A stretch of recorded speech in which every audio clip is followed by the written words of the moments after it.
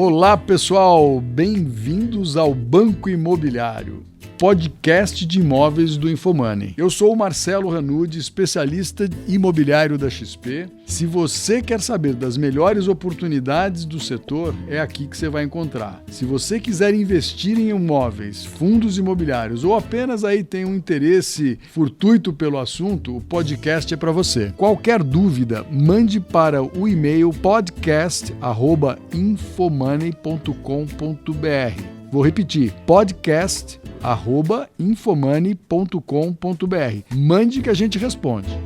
Vocês vão ouvir agora uma entrevista que a gente já gravou com o Fabrício, CEO da Mitre Realty. Foi antes do IPO. Vamos bater um papo aqui com ele sobre algumas coisas muito interessantes, assuntos do momento, mercado imobiliário residencial e um produto diferenciado com uma penetração no mercado surpreendente. E aí, pessoal, numa nova oportunidade, vamos trazer o Fabrício aqui para falar de todas as emoções do IPO, como é que foi o roadshow no Brasil, como foi o roadshow fora do Brasil, o que ele teve que prometer para ter esse sucesso que teve, essa captação realmente muito boa, além das expectativas.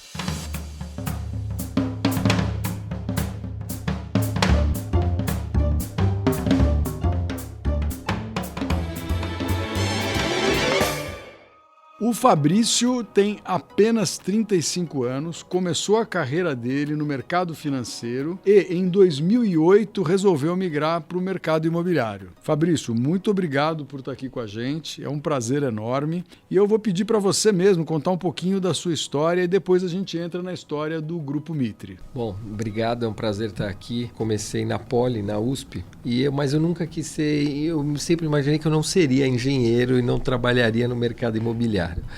E sempre tive bastante interesse no mercado financeiro, que eu imaginei que seria a minha trajetória normal, né? Então, no meio da faculdade, eu resolvi mudei para Londres, fiz economia, depois filosofia e trabalhei em banco de investimento lá. Por um acidente, eu voltei ao Brasil. Estava na época trabalhando aqui no Credit Suisse, no Brasil, cobrindo o setor imobiliário, então a gente participava das transações do setor imobiliário e cobria as empresas listadas. E a minha família, a Mitre, começou há 58 anos com meu avô, né? Então sou a terceira geração no negócio e eu vi que a minha família tinha ali uma joia na mão, né? Naquele momento de mercado claramente bastante promissor, e então resolvi sair do mercado financeiro. Em janeiro de 2008 me tornei CEO da Mitre Realty, com uma proposta de trazer bastante profissionalismo ao negócio e levar a empresa para outros patamares. E foi muito interessante que o ano de 2008 foi um ano no mercado imobiliário bastante tumultuado. É engraçado que o meu primeiro lançamento foi em setembro de 2008, no final de semana seguinte à quebra do Lehman Brothers. Meu Deus do céu. Então tinha tudo para dar errado e felizmente deu tudo certo. As autoridades do Tesouro e do Banco Central dos Estados Unidos anunciaram que não salvaria o banco Lehman Brothers. A forte queda das bolsas europeias fez o investidor correr para vender ações aqui no Brasil e cobrir os prejuízos lá fora. Foi uma semana dura na bolsa, a pior desde 1997. Na semana, a queda acumulada foi de 20%. E nós vamos falar agora um pouquinho do mercado residencial, do nosso mercado tradicional. Queria ouvir um pouco da tua visão de como é que estão as vendas, o mercado está se recuperando, a gente já está conseguindo voltar a praticar a incorporação, o desenvolvimento imobiliário de uma forma mais consistente. Você acha que esse momento, Fabrício, já é um momento, vamos dizer assim, de início de estabilidade? Olha, sem dúvida, né? Se você olhar de 2007 até 2014, o mercado lançou e vendeu em torno de 32 a 35 mil unidades. Quando veio a crise, a gente viu o patamar de venda sair de 32 mil para 18 mil unidades em 2015. Então o mercado caiu aí quase 45%, né? Então, sem dúvida, esses anos, né, até o ano passado foram anos bastante desafiador, né, para as empresas do setor imobiliário, e a gente viu também, né, com a queda de venda, uma queda brusca nos lançamentos, né? As empresas maiores do setor, infelizmente várias estavam com bastante problemas de histórico e balanço e muita coisa, então acabaram não lançando muito produtos, e isso fez com que o estoque em São Paulo fosse significativamente reduzido, né? Faltam imóveis de 1 e 2 dormitórios para alugar na cidade de São Paulo. Segundo especialistas, o grande aumento na procura por esse tipo de imóvel é a prioridade das construtoras em investir em moradias maiores, causam essa escassez. Hoje nós temos em torno de 23 mil unidades na capital. Isso dá um pouco, em torno aí de 7 meses de venda apenas. Então, assim, você imaginar, se hoje o mercado não lançar mais nada, nós temos em 7 meses acabam todos os estoques que estão aí disponíveis. Então, sem dúvida, a dinâmica microeconômica de oferta e procura na capital, ela é muito, muito, assim, claramente favorável a uma retomada de preços que a gente já tem visto aí no mercado, sobretudo o índice de vendas, né, batendo recordes. Então, sem dúvida, eu acho que a gente está num ponto de inflexão de um novo ciclo que começa, né? E aí, analisando do ponto de vista macroeconômico também, hoje a gente tem um patamar de taxa de juros, né, mais baixo da história do país, então indo aí para baixo de 5%, que é um patamar que a gente nunca experimentou. É um milagre. Sem dúvida, é um milagre. É um sonho. E é um sonho que parece que vai durar alguns anos, né? Então, a gente vê algumas mudanças aí de fundamentos, né, macroeconômicos que têm feito também essa retomada de preço ser um pouco mais evidente e mais clara aí para todo mundo. Além da baixa no juros, a gente tem visto também essa baixa nos índices de desemprego, né? Então isso também traz mais confiança à economia, né? Os trabalhadores que estavam com medo de ser mandado embora, hoje já veem que as empresas estão voltando a contratar. Então essa confiança, ela é muito importante no setor imobiliário, porque sem dúvida o imóvel é a compra mais importante, mais significativa que uma família vai fazer, e obviamente é um comprometimento de pagar isso muito alto de renda, e sobretudo em financiamento de 20 e 25 anos. E a gente vê essa confiança voltando, e também para o consumidor hoje está muito claro que é uma hora de muita oportunidade, né? A economia vem da maior recessão da história, o mercado imobiliário em especial foi muito machucado por isso, e a gente já não vê, né, há mais de um ano feirões de desconto nos jornais como eram comuns. Então, sem dúvida, a gente vê esse momento que o cliente tem percebido como um momento de oportunidade, e isso tem conspirado a favor do nosso setor, e a gente vê aí os índices todos apontando aí para um bom ciclo que está começando, e tudo muito positivo. Então, sem dúvida, eu acho que a gente vem aí em alguns anos de muito bom cenário para o setor. É o chamado distrato. De janeiro a novembro de 2016, quase 41 mil imóveis foram devolvidos. O número é menor que o registrado no mesmo período de 2015, mas já faz fila nos tribunais em busca de uma solução. É que o problema está na falta de regulamentação. Apesar do distrato estar previsto no Código de Defesa do Consumidor e também no Código Civil, não há regras claras que definam, por exemplo, como vai ser feita a devolução do valor que já foi pago, o que fica com a construtora e o que será entregue para o cliente. Além de toda a questão econômica, né? Além da delapidação do poder aquisitivo da sociedade, além de um plano diretor extremamente controverso, né?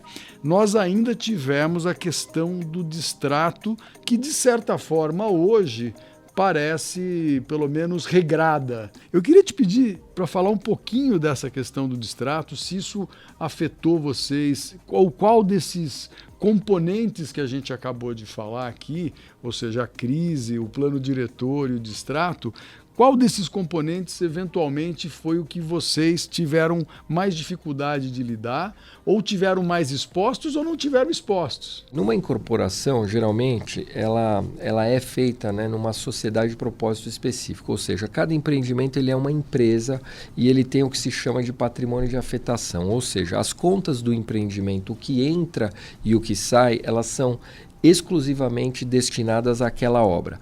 Quando você tem a possibilidade de clientes que compram a unidade e depois devolverem a unidade e pegarem de volta praticamente todo o dinheiro e muitas vezes até mais do que colocaram, aquilo coloca em risco de fato a realização do empreendimento.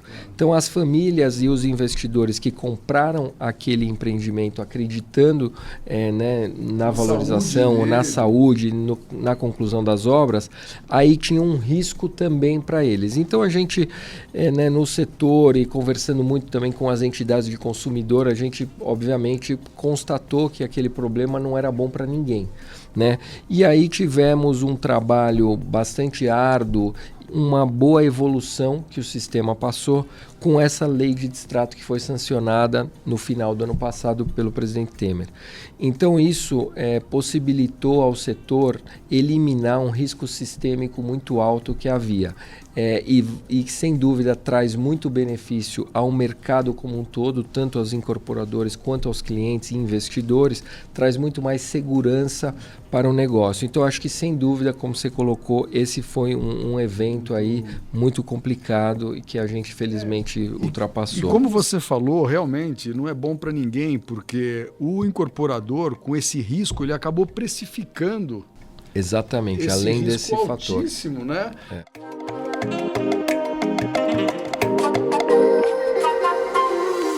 Há uma diferença significativa entre o valor que os proprietários das casas pedem e o valor efetivo da venda, mas os números dos primeiros 5 meses do ano mostram que o setor imobiliário está a recuperar.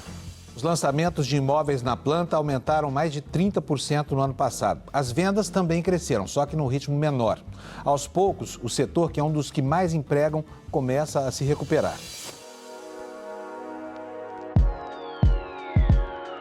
Regras definidas e o Brasil começa a entrar nos eixos, começa a recuperar emprego, começa a recuperar poder aquisitivo e a indústria imobiliária, que é o grande propulsor de qualquer país, né, de qualquer economia, começa a cumprir sua função novamente, né? A gente tem agora um exemplo incrível de recuperação através do mercado imobiliário, que é Portugal, e graças a uma política adequada, não só do mercado imobiliário, de incentivos à indústria imobiliária e principalmente da eliminação de uma excrescência legal que existia naquele país, que era uma lei do inquilinato, que era absolutamente fora, desenquadrada da realidade, e vitalícia e hereditária.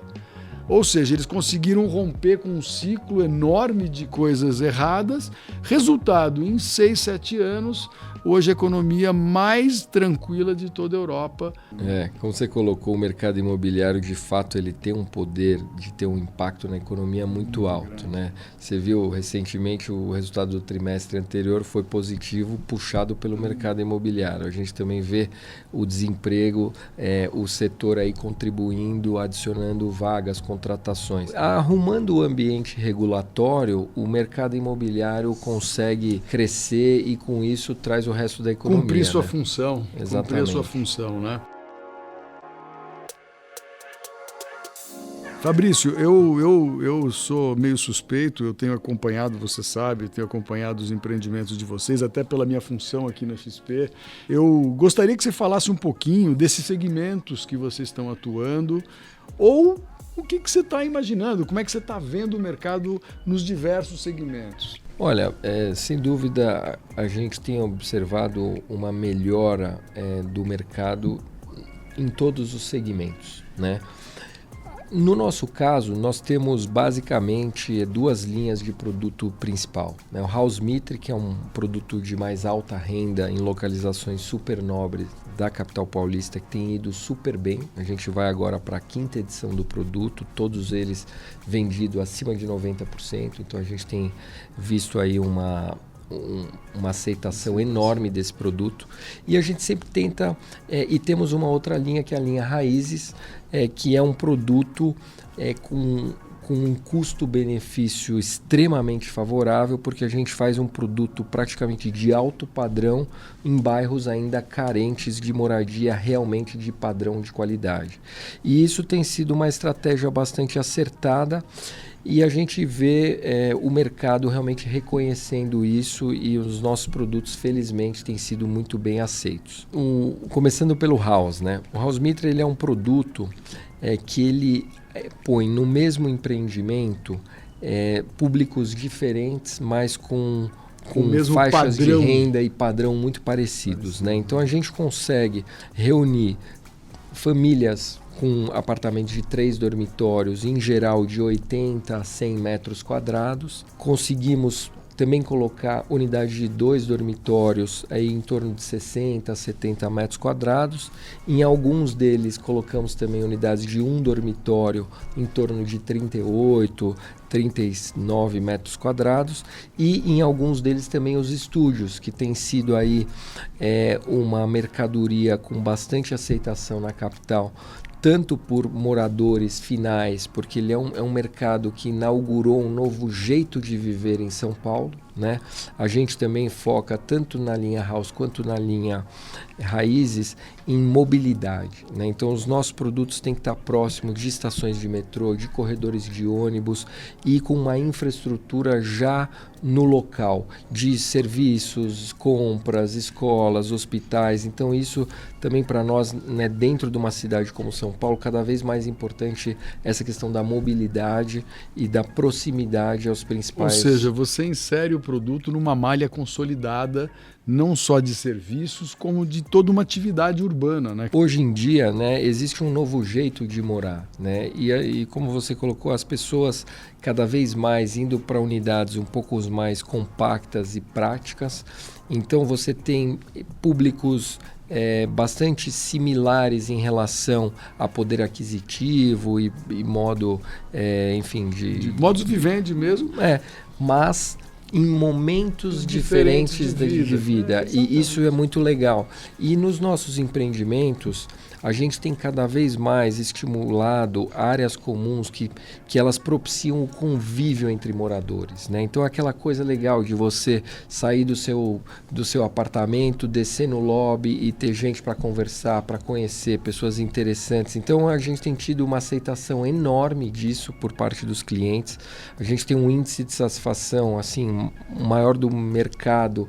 Nós temos 94% dos clientes muito satisfeitos com a empresa, que para nós é uma grande satisfação, e eu acho que tem muito a ver com essa concepção do produto também, de estar de encontro às necessidades da população. Exato. Né? Mas a gente tem 5 pilares no House. Um deles é o design, né? Então todos os empreendimentos a gente tem cada vez mais explorado bastante arquitetos diferentes e com bastante viram ícones de bairro, com o design mesmo como prioridade no empreendimento. A mobilidade, então está sempre próximo de estação de metrô, corredores de ônibus, ciclovias, patinetes. Então a gente, né, tem visto cada vez mais as pessoas quererem modos alternativos de trafegar por São Paulo para sair do trânsito e se tornar mais prazeroso. A comodidade, então todos os nossos empreendimentos hoje, por exemplo, tem coworking, tem várias coisas que a gente vê aí como uma tendência clara do mercado. E também a questão da versatilidade que você tocou em relação às diferentes tipologias misturadas no mesmo empreendimento. A gente também tem feito alguma parte do empreendimento como não residencial, com estúdios aí voltados para a locação. Nesse caso, a entrada é separada, é como se fosse uma torre dentro da outra, totalmente separado, o lazer também, porque essas unidades não residenciais que têm sido muito procuradas por investidores que têm a finalidade de locação puramente, então o mercado também tem encontrado uma solução para esse tipo de investidor. Vou te fazer um desafio aqui. Eu conheço as unidades não residenciais que vocês estão fazendo, são realmente muito legais, seguem exatamente aquilo que a gente estava falando, mas existe a possibilidade da Mitre olhar para essa massa de não residenciais, de apartamentos destinados à locação, e pensar em fazer alguma coisa tão legal quanto vocês estão fazendo para o estudantil? Olha, sem dúvida, acho que o mercado residencial para renda no Brasil, ele ainda é muito pouco desenvolvido, muito pouco profissional, né? A maioria das pessoas que aluga imóvel tem que lidar diretamente com as imobiliárias ou com os inquilinos, não tem uma gestão profissional disso. E sem dúvida, eu acho que as empresas estão buscando aí soluções, né, que se adequam a essa nova tendência. Nós nos antecipamos bastante em relação a isso quando nós, em 2013, começamos a criar a Share Student Living, que é a nossa empresa dedicada à moradia estudantil. Né? Então a gente fez uma joint venture com uma empresa grande dos Estados Unidos, que é a Redstone Residential, e com isso trouxemos uma gestão completamente profissional e desenvolvemos empreendimentos dedicados a estudantes próximos das principais universidades do país. Esse tem sido um mercado muito entusiasmante para nós, porque ele tem uma característica de também não ter muita flutuação em termos de ciclo econômico, porque as boas faculdades estão sempre lotadas e essa é uma classe de ativo que no mundo inteiro é muito bem desenvolvida. Eu acho que o Brasil tem a oportunidade agora de desenvolver esse mercado e, sem dúvida, a Share tem sido aí a líder do setor nesse desenvolvimento, que nos deixa muito satisfeitos. Em relação ao residencial para renda comum, sem dúvida também é um mercado que tem muito a crescer e hoje existe uma clara tendência das pessoas, né, jovens profissionais e outras pessoas, a buscarem mais flexibilidade. Então as pessoas não estão mais querendo ter carro, ter muito apartamento, então as coisas estão sendo mais divididas entre os investidores que de fato querem deter aquelas unidades para alugar e aí sim de forma profissional, com uma gestão que realmente agrega valor e rentabilidade ao investidor. E isso acho que no Brasil vai se desenvolver sem dúvida e a Mitre tem sido aí uma das empresas que tem liderado isso e a gente sem dúvida tem a cada vez mais observado esse mercado com mais cautela e buscado soluções para isso.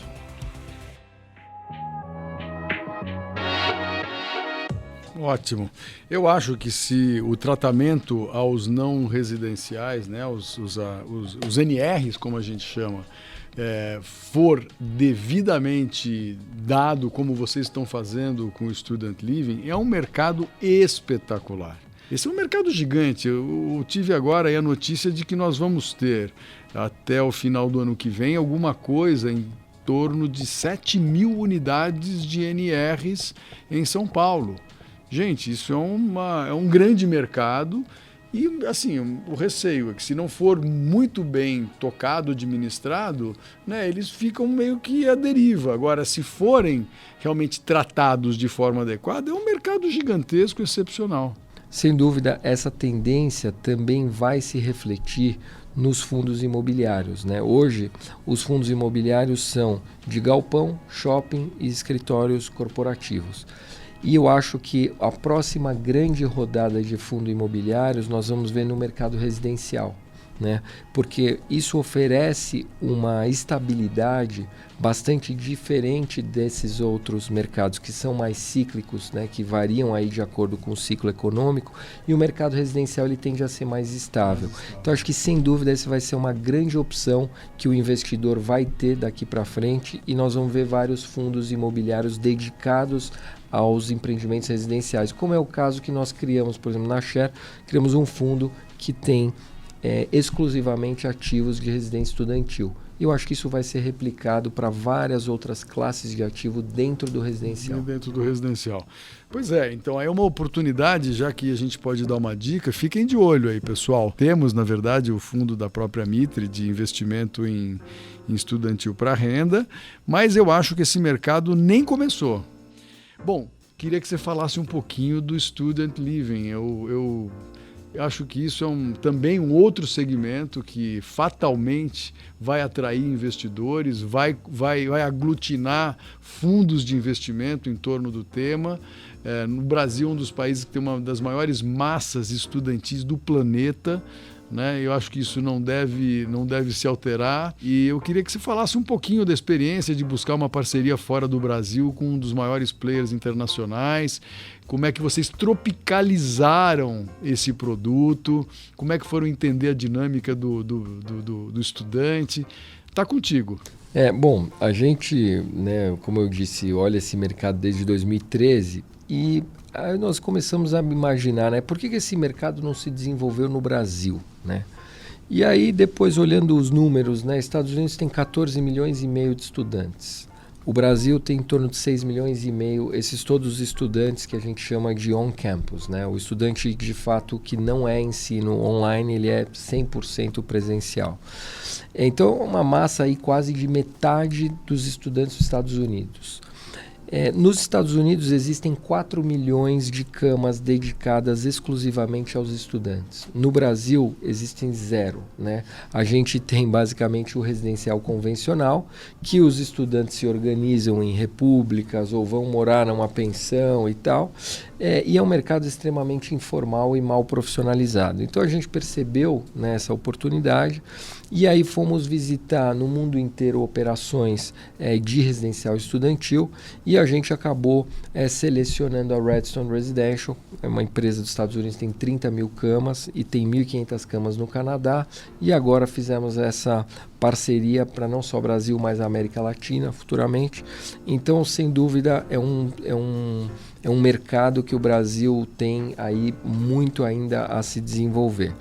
Buscar um player internacional foi porque no Brasil realmente não havia expertise de ninguém fazendo esse mercado. Como é uma nova indústria, a gente procurou fazer parceria com quem sabe isso muito bem e fomos muito felizes em fazer essa associação. Uma coisa interessante é que só em São Paulo, na Grande São Paulo, tem 950 mil estudantes.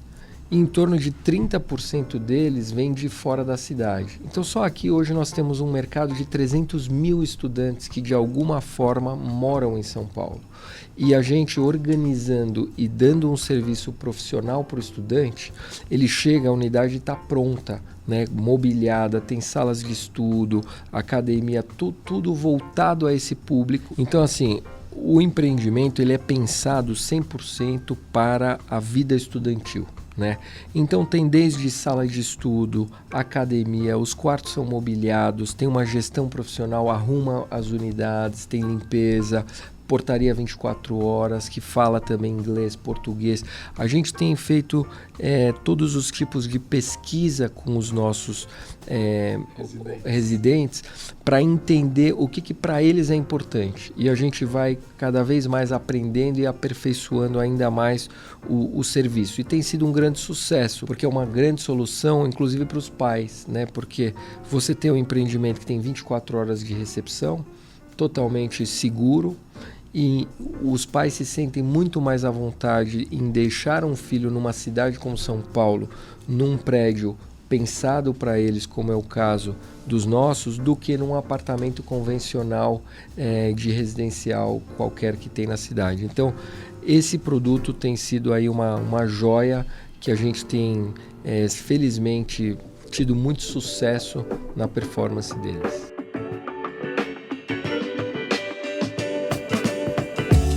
Eu entendo o seguinte, você incorpora, faz um prédio e cria as unidades, e essas unidades ou essas camas são alugadas e é dessa forma que o teu investimento é rentabilizado. O teu investidor, como é que ele faz para acessar esse investimento? Ele vai comprar uma unidade ou ele espera um pouquinho os fundos imobiliários que vão vir em torno disso para comprar as cotas?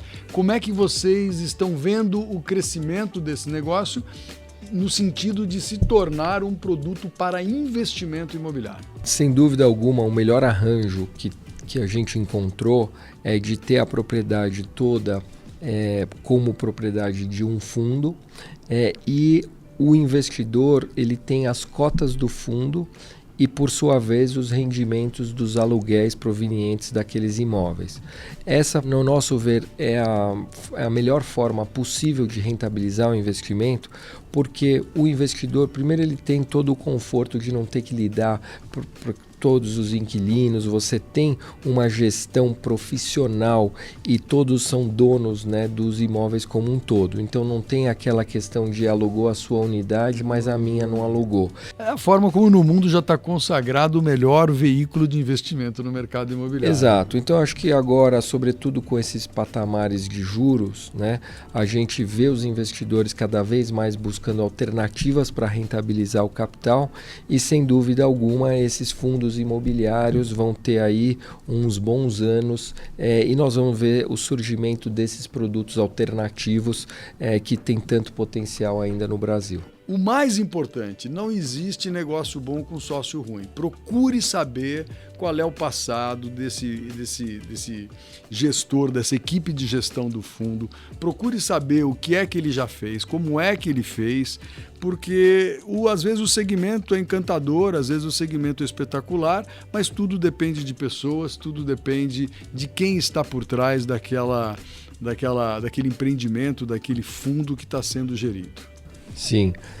Outro aspecto também bastante interessante do investimento através de fundos imobiliários é a liquidez, né? Quando um investidor compra um imóvel, primeiro que tem as taxas, né, de escritura, depois você vai vender o imóvel, você tem que pagar uma comissão, também o comprador vai ter os seus impostos e é muito mais difícil às vezes você vender um imóvel que tem um ticket maior do que você, por exemplo, vender cotas de um fundo listado em bolsa, que você tem muito mais liquidez, você pode comprar e vender com muito mais facilidade e muito menos custos de transação. E outra coisa, se você tem um imóvel e você precisa de alguma liquidez ou quer fazer um investimento parcial, você tem que vender aquele teu imóvel que muitas vezes tem um valor muito acima daquela liquidez que você precisa. E aí, como você precisa da liquidez, você acaba vendendo o teu imóvel às vezes mais barato do que devia. Com as cotas de um fundo imobiliário é exatamente o oposto. Você só vende aquilo que você precisa, realiza e depois, quando quiser, volta e compra de novo. Outro benefício enorme também é a questão fiscal, né, que o fundo imobiliário é isento de imposto de renda para a pessoa física, então ainda tem esse ganho adicional.